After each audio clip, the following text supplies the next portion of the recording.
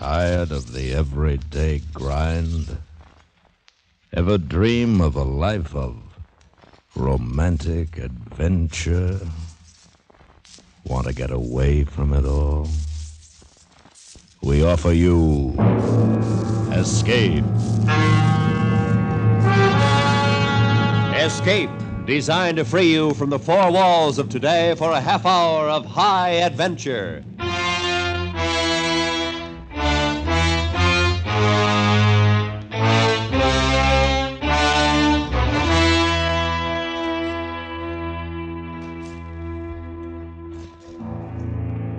You are in the suffocating depths of a jungle, listening to the words of your companion, while the native people, seemingly friendly and quiet, are awaiting the moment to strike, which, when they do, will mean a fate from which there is no escape. So listen now as Escape brings you Somerset Maugham's exciting story, The Outstation.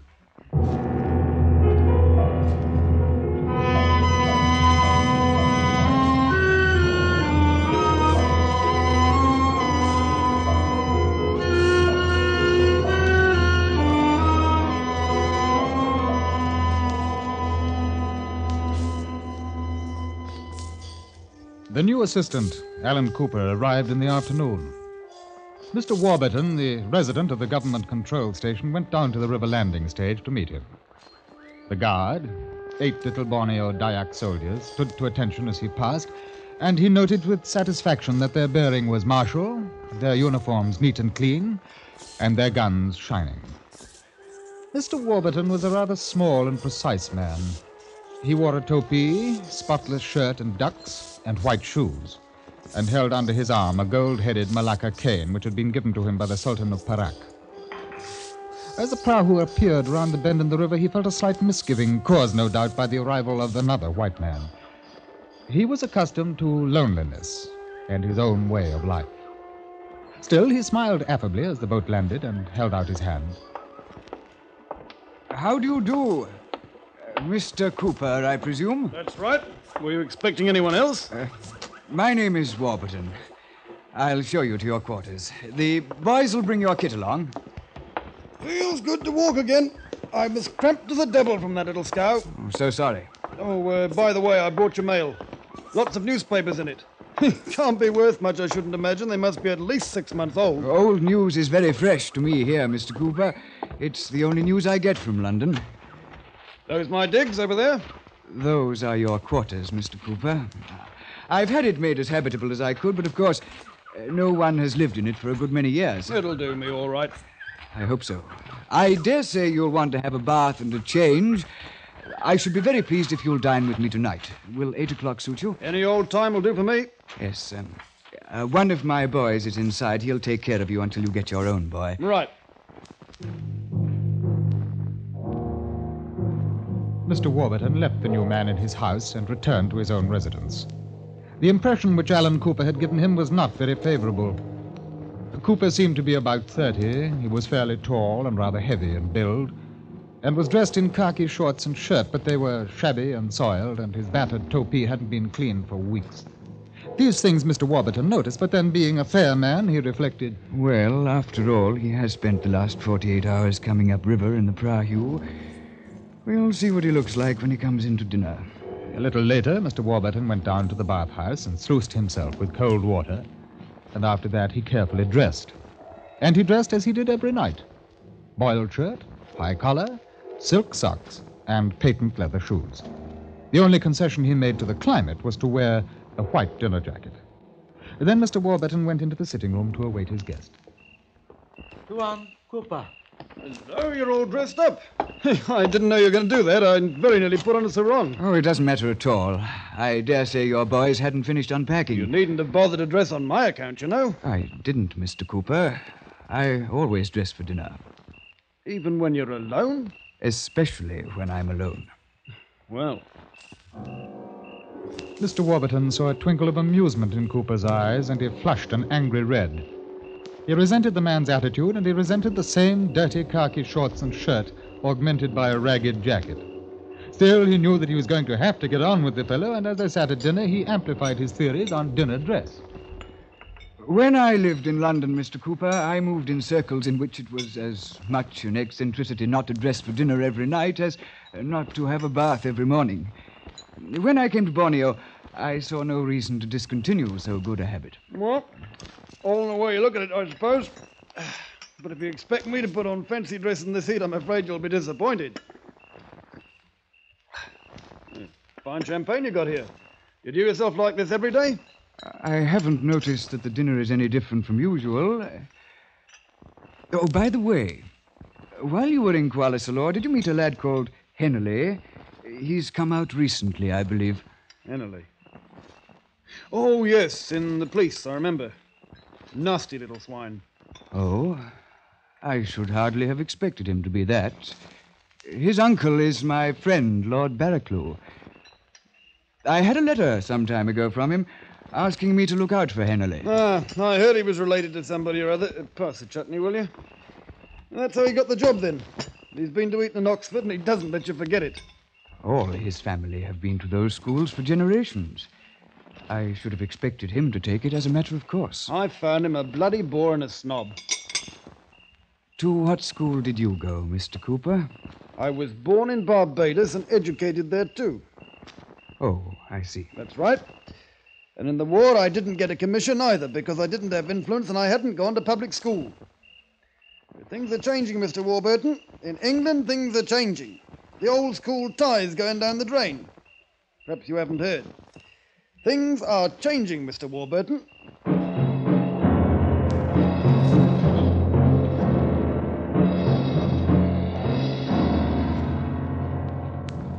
Mr. Warburton was a snob. He'd endured financial ruin in England and found a haven for his memories in Borneo. And now he was faced with a reminder of the outside world, a common world that he rather despised. The breach between the two men was not long in coming. It started a week after Cooper had arrived. I say, Cooper. What's up? I've talked to my head boy about finding you servants, and he recommends his nephew as head boy for you. He's waiting outside. Would you like to see him? I don't mind. Abbas. Tuan? This is Tuan Cooper, Abbas. You will work for him. Tuan Cooper? It is my honor. You'll have to look sharp with me, Millet. No stealing, mind your P's and Q's, and we'll get along, right? Will he do? I dare say he's no more of a scoundrel than any of the rest of them. Cut along, Abbas, you're hired. Take care of finding a cook and the others. Tuan? You're lucky to get a boy like that. He belongs to a very good family. Doesn't matter a blast to me if he's got blue blood in his veins or not, just so long as he brings me a drink when I want it. You have a lot to learn about the Malay natives, Mr. Cooper. You do well to study and understand them. I was born in Barbados and I was in Africa during the war. To me, a native's a native. And don't worry, I can handle them. We were talking of Malays. Well, what's the odds? You're very ignorant, Mr. Cooper.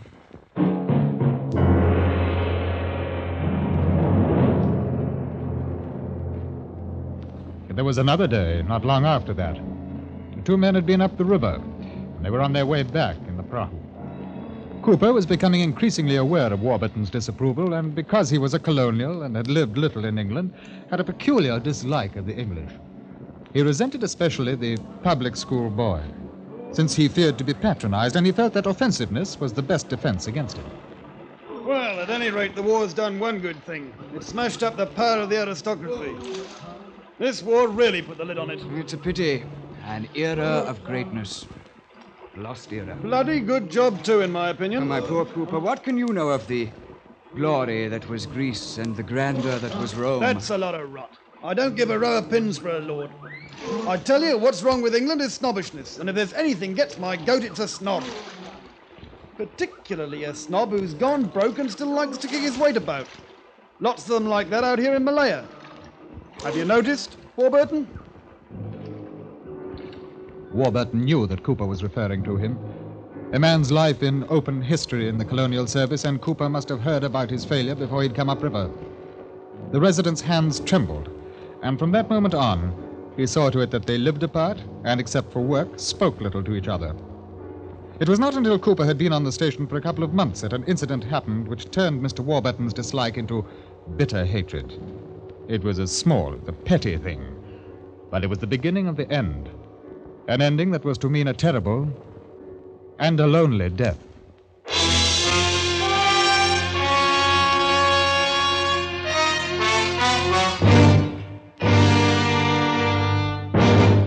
We will return to Escape in just a moment, but first, last year the smoke of great forest fires blotted out the sun over vast regions. Such tragedy of human loss and property loss must not be repeated in 1953. By working together, we can eliminate 9 forest fires out of 10. And now, back to Escape.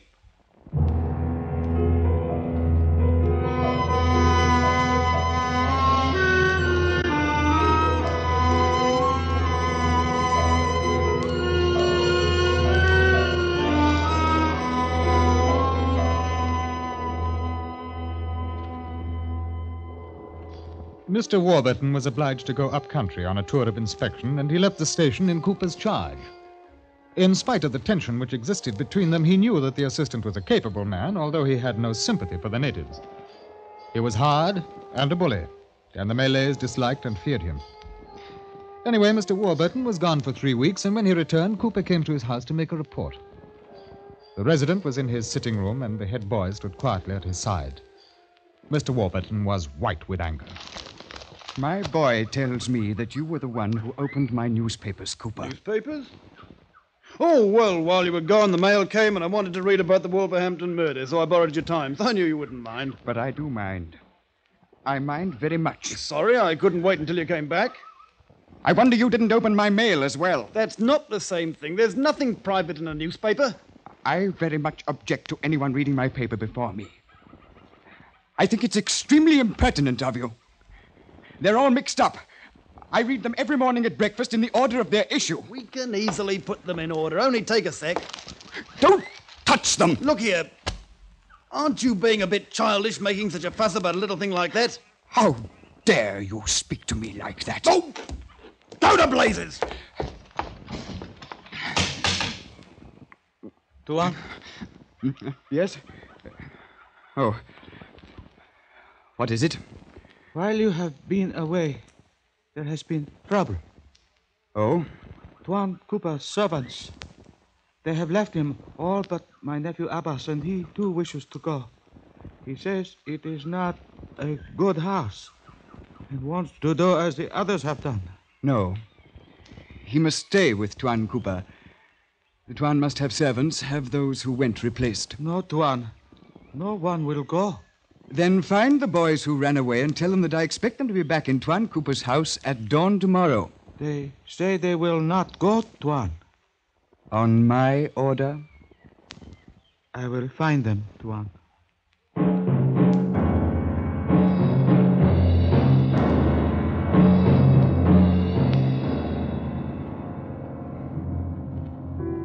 The next morning in the office, the two men met again.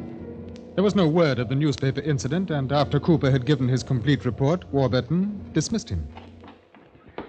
I don't think there's anything else, thank you. Right. Oh, Cooper. I understand you've been having trouble with your boys. No trouble. They had the cheek to run off, probably trying to blackmail me for more money. But they've all come back to heel again. What do you mean by that? This morning they were all back on their jobs. I suppose they decided I wasn't as big a fool as they thought. By no means. They came back on my express order. I should be obliged if you wouldn't interfere with my private concerns. They are not your private concerns. When your servants run away, it makes you ridiculous. You are perfectly free to make a fool of yourself, but I cannot allow you to be made a fool of. That'll do. You may go. May I? Now, shall I tell you what I did? As soon as I saw them back, I called the old bloody lot in and gave them the sack. I gave them 10 minutes to get out of the compound. I think you behaved very foolishly. Good masters make good servants. Anything else you want to teach me? I should like to teach you manners, but I haven't the time. I shall have to see that you get new servants. Don't trouble, I'll get them myself. Allow me to say, Cooper, that no one will come except at my order. Would you like me to give it? No! As you like. Good morning.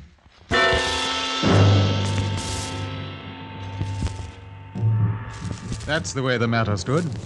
Only Abbas remained with Cooper, and he opposing his master with sullen resistance, not doing more than he chose.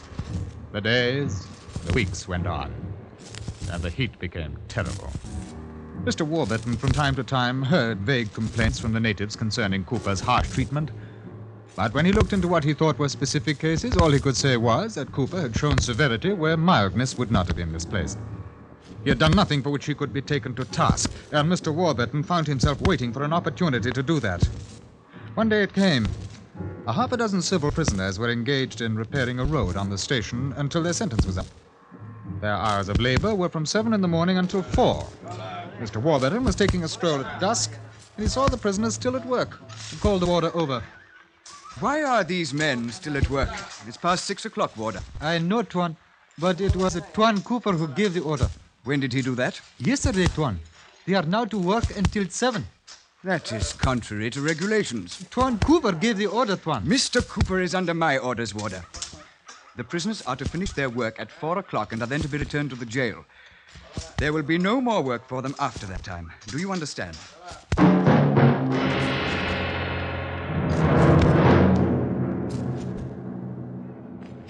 And the next afternoon, Cooper was astounded to see the prisoners strolling back to the jail. It was 5 o'clock. He learned of the resident's new instructions from the warder and with a terrible fury strode quickly to Mr. Warburton's house.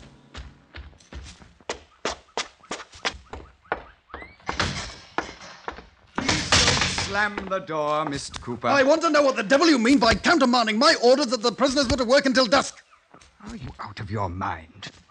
You can't be so ignorant that you don't know how to address your official superior. That's a lot of muck. You've no right to interfere. The prisoners are my job. I want to know why the devil you did it. Everyone in the place will know, and you made a bloody fool of me. You had no power to give the order you did. I haven't made half the fool of you as you have yourself. I know your kind. You disliked me from the minute I got here. You've tried to make the job impossible for me because I wouldn't lick your boots for you, because I wouldn't flatter you. You're wrong, Cooper. I thought you were a cad, but I was perfectly satisfied with the way you did your work. A cad, eh? Fine old English word. Cad. I'd rather be that than a snob. You're a ruddy little snob. Anyone who hasn't been to Eton or Oxford is a cad. Down in Kuala-Lumpur, they laugh at you. You're the laughing stock of the whole country with your fine ways and your silly rot talk of Lord this and Lady that. They told me all about you. And I tell you this, I'd rather be the cad you think I am than the dirty snob I know you are. If you don't get out of my house this minute, I'm going to knock you down. Go on. I'd like to see you hit me. I'd like it. You want me to say it again? Snob! Snob! Rotten little snob! Don't be a fool. I'm not a gentleman. I know how to use my hands. I could knock you through the wall if I wanted. But you're smaller than me, and it wouldn't be sporting. Besides, you get your pretty white suit all wrinkled.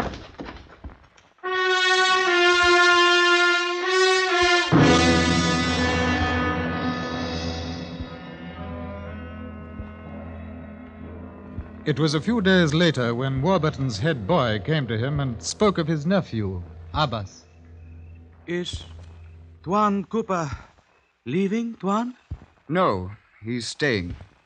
There will be a misfortune. What do you mean by that? Tuan Cooper is not behaving rightly with Abbas. He holds back his wages so that he may not run away. He has paid him nothing for 2 months. I tell Abbas to be patient, but he is angry. He will not listen to me. If the Tuan continues to use him ill, there will be a misfortune. You did the right thing to tell me this. I shall attend to it.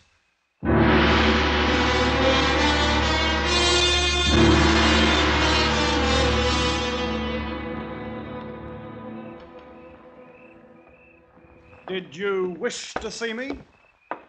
I understand that you have held back Abbas's wages. I consider that a most arbitrary proceeding. The lad wishes to leave you, and I don't blame him. I must insist that you pay him what is due. No. Well, I don't choose that he should leave me. I'm holding back his wages as a pledge of his good behavior. It is my duty to warn you that if you drive this boy beyond a certain point, you run a great risk. What do you think he'll do? I think he'll kill you. You think I'm afraid of a Malay native? It's a matter of complete indifference to me whether you are or not. I only feel the official obligation to give you proper warning. I'll tell you this. That Abbas is a dirty, thieving rascal. And if he tries any monkey tricks on me, I'll wring his bloody neck. That was all I wished to say to you. Good evening. Cooper flushed and walked from the room. Mr. Warburton watched him go with an icy smile on his lips. He had done his duty. But he might have been surprised had he seen what happened when Cooper got back to his bungalow, though silent and cheerless.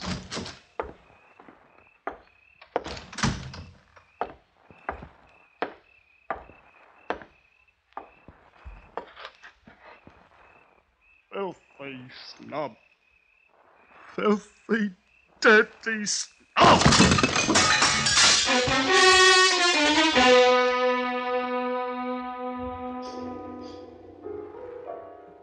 When Cooper regained control, he got very drunk.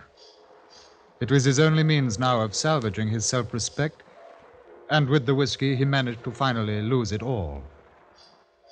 It came about as he searched for a clean shirt in his chest of drawers. Where's that bloody...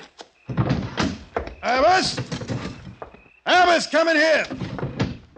You called me, Tuan? I called you. Where's my clean shirts? They're being washed, Tuan. You're a liar. I had clean ones in here yesterday. No, Tuan. They are being washed. You sneaking little pig. You've been stealing them. Haven't you? Haven't you? No, Tuan. I do not steal. Liar! Get out! Get out! I'm sick of you. The whole stinking lot of you. Get out! Out! If I get you stealing again, you're going to jail. Do you hear me? Tuan, I will not come back. Give me my wages. Blast you! And blast your wages! I'm keeping your wages for the money you stole. Now get out of my sight!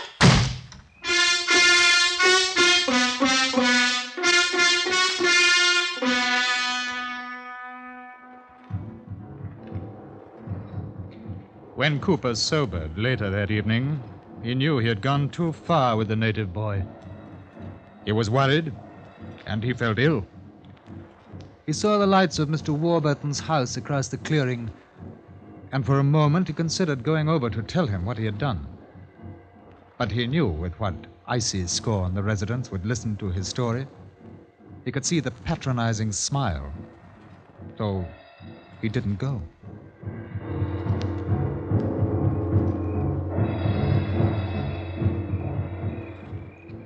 On his veranda, Mr. Warburton was strangely restless.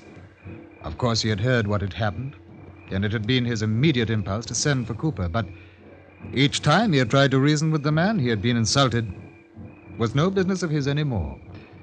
And if anything happened, it was not his fault. But when the resident's boy came out to fill his whiskey glass, Warburton asked, Where is Abbas? Do you know where he went? No, Tuan. I think maybe he has gone to the village of his mother's brother.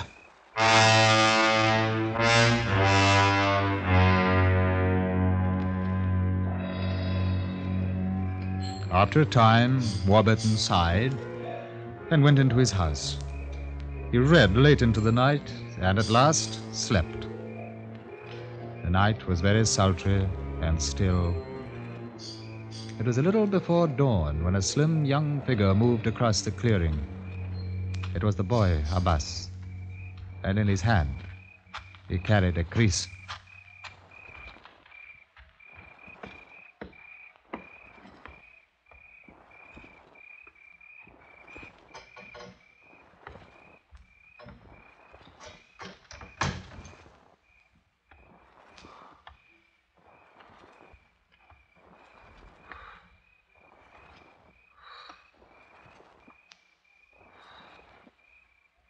Tuan Cooper. What? For you, Tuan.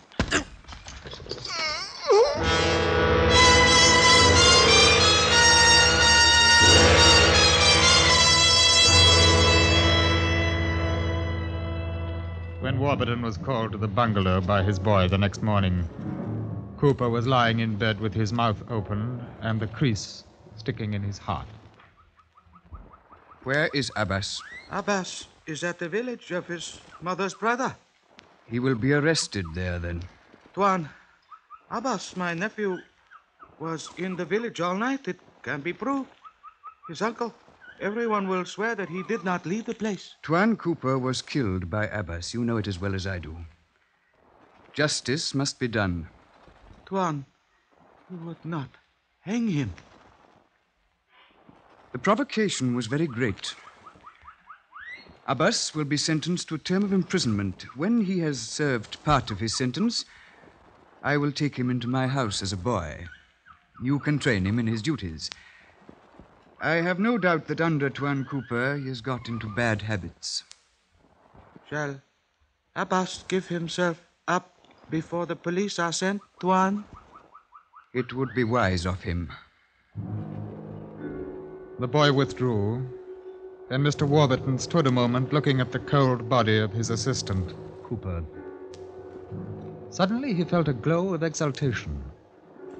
A great burden had been lifted from his shoulders. He thought of the freshness of the morning outside and the newspaper which would be waiting unopened on his breakfast table. Abbas would make a good houseboy.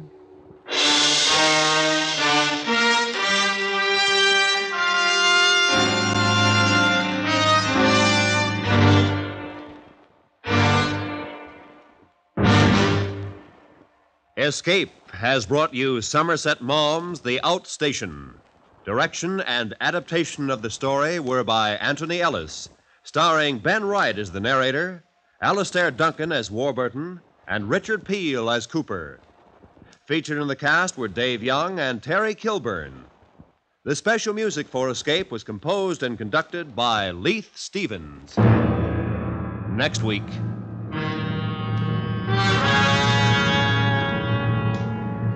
You are in an open boat with 3 desperate men, 200 yards from land and safety. But while you scream frantically for someone to rescue you, you realize that from the mountainous breakers between you and safety, there is no escape. So listen next week when Escape brings you Stephen Crane's unusual story, The Open Boat.